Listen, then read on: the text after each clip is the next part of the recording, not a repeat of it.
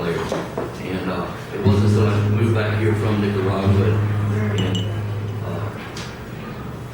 encountered and saw when I came back, coming back into this culture, that I really thought I had anything to say. And I thought I suffered from this illusion that other people were going to sing my songs. And that never happened. And I had a friend of mine just pushed me out in front of a microphone the weekend of my 50th birthday.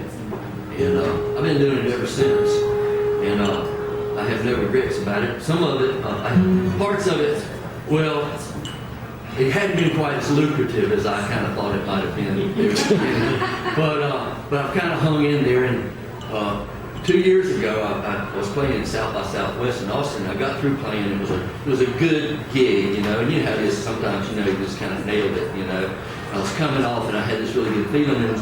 And this woman came up to me, and she was just like, "Oh, I just love your stuff," and you know, told me how great I was and everything. And then she said, "And I have this music library, and I really love to get your material in my library. Maybe I can get it into some movies and get it some TV programs and stuff." And I went, "Wow, that would really be cool." And she says, "Yeah, you just write me a check for $250. You can be in the music library." And so there I was kind of seduced, and I went on and I wrote her a check for $250. And I didn't hear anything from almost a year. And then I was playing Tequila, Oklahoma, which, if you know where Tequila is, it means you smoke a lot of marijuana, because it's going to grow a lot of weed in Tequila. And I was playing at the schoolhouse out there, which was built with weed. Anyhow, that's a whole other story. But I got a call on my phone when I was there, and this woman says, "We've got your song on hold, one of your songs on hold, in this movie they're making based upon this book that everybody's reading. And they have to put it on hold for a year." And I said, "Well, that's cool. I don't mind that. Nobody else wants to use the song." "What song is it?" She told me. I said, "Well, what's the book?" And she said, "It's called 50 Shades of Grey." And have anybody here read that book? Maybe I might even do this song. But anyhow, I didn't know anything about the book at the time, but they thought this song would be perfect for it.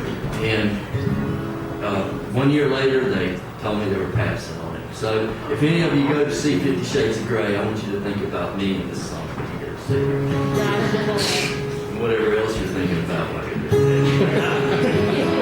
It's just a story.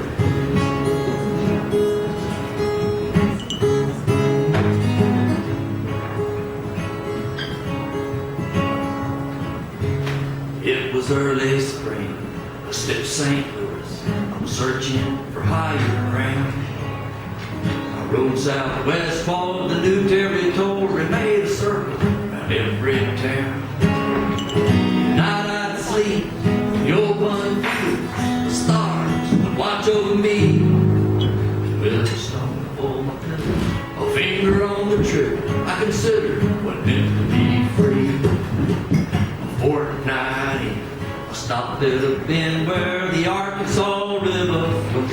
The house appeared to me near the sycamore tree, and I rode up to the front porch. And a voice called out, said, "It's all right, just kick your boots off, please." I found a woman there, she was strapped to a chair. I could tell she'd been waiting on me, that kind of woman.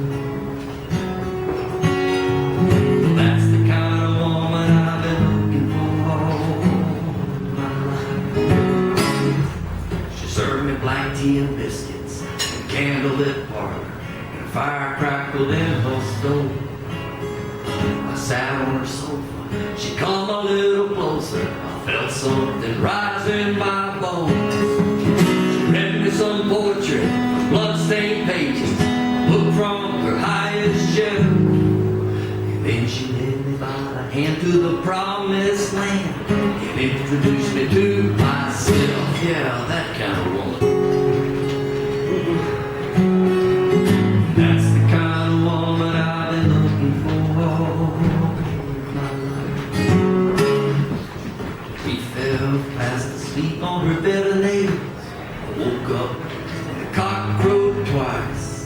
I poked at the embers in her coal fire box, and things started started to warm up nice, and she was still half asleep.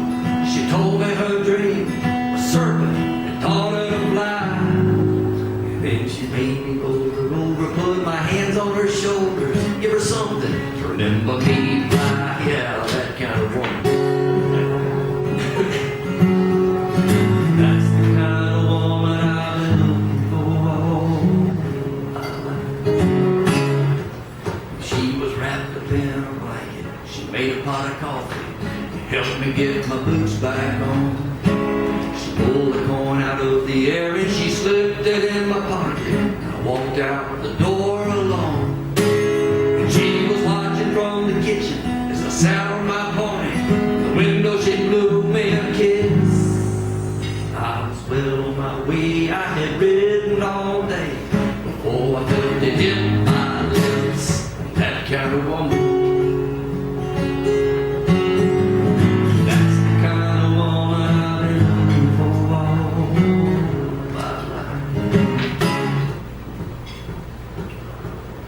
I made my way to Santa Fe.